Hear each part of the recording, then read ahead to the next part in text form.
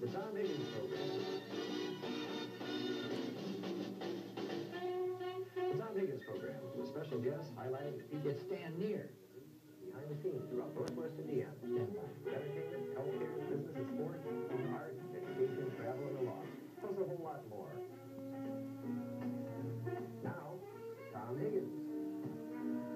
And again, good evening. Well, it's Tuesday, and that means Dick Evans will be joining us a little later on to talk about your investments. Wait till you see what image awareness is all about tonight with Nancy Kroll. But right now, we're going to welcome Doreen Carey and talk about Northwest Indiana environment and crisis. Doreen? Thank you, Tom. It's becoming clear that the environment is going to be the focus for decision-making on the third Chicago Airport. And tonight, we have with us Ron Seaman, a Whiting resident, and he has a new organization that he's speaking for. Good evening, Ron. How are you doing? And can you tell us a little bit about the group and what its name is? Well, the group's name is the No Urban Airport Group. It's made up of people currently from Hammond and Whiting, Robertsdale, and other communities are joining as well. And we're a grassroots organization trying to fight primarily the environmental issues facing the airport. So your primary interest in this group is the environmental concerns. Is that correct? Yes. And what are the primary environmental issues? Well, I see three major ones that jump out right away, and that's people, people, and people. So many are being under psychological pressure now, suffering to know what their fates are. There's many retired people as well as young people with families, and they are very concerned about that.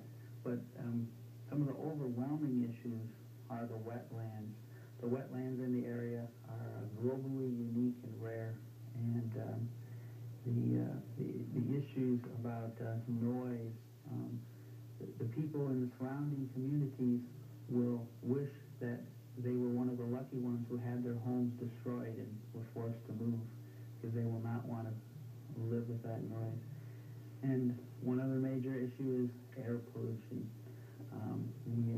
There are proposed incinerators to be built at the airport site, perhaps even in Northwest Indiana, that will be used to burn the leftover waste from the site. And another concern as far as air pollution goes are the jets. When a jet takes off, nearly 1/3 of its fuel is consumed on takeoff, and that means 1/3 of the pollution is going to be dumped on our community, 1/3 is going to be dumped on Lake Michigan, and through a process known as deposition, it will pollute the water, it will absorb down. I was going to say, do you feel these issues will be looked into more thoroughly as time goes on? In fact, they've probably been glazed over in the earlier stages, too. They've very much been glazed over, but when the environmental impact statement is prepared, we hope that they will really come out. Well, I think it's really interesting when you talk about the environment, the first thing you bring up is people, because in fact people are a part of the environment. When we talk about the ecosystem, we talk about people and the physical environment in which they live. You talked about an incinerator.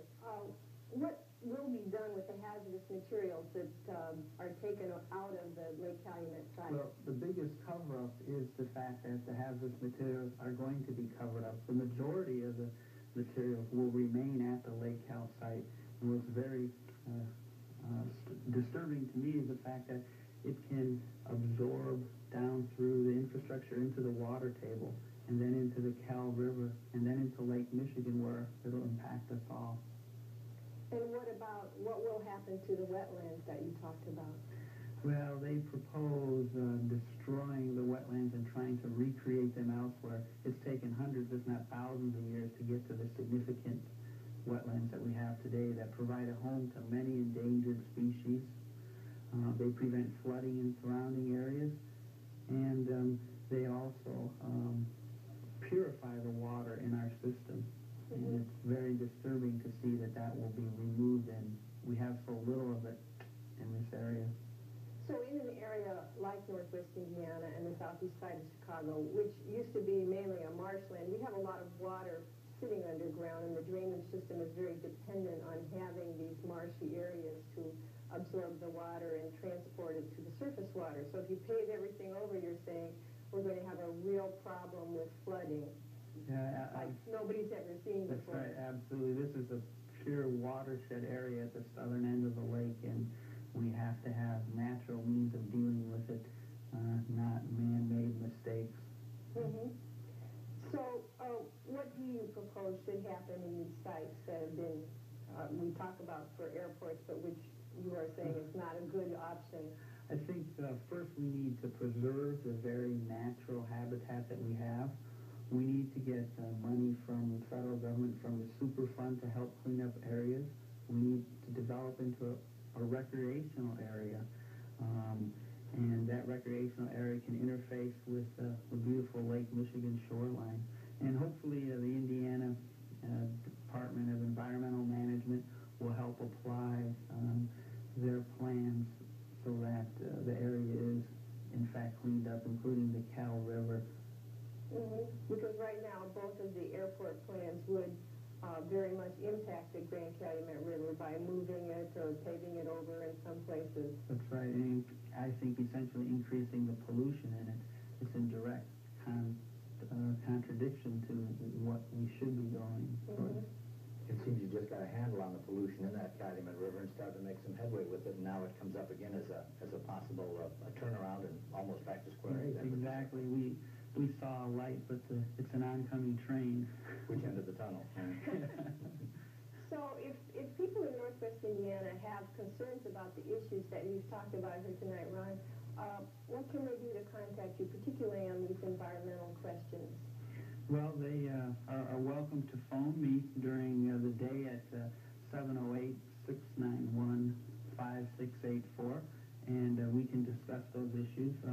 They can also mail information. Our Whiting City Hall is a place that they can drop things off as well, and it will be delivered to our group, the No Urban Airport group. Okay. Ron Seaman from No Urban Airport, thank you for being with us tonight. It was a pleasure. Thank you. Appreciate you joining us, Doreen. Now we'll have Image Awareness with Nancy Kroll and a very special guest right after this.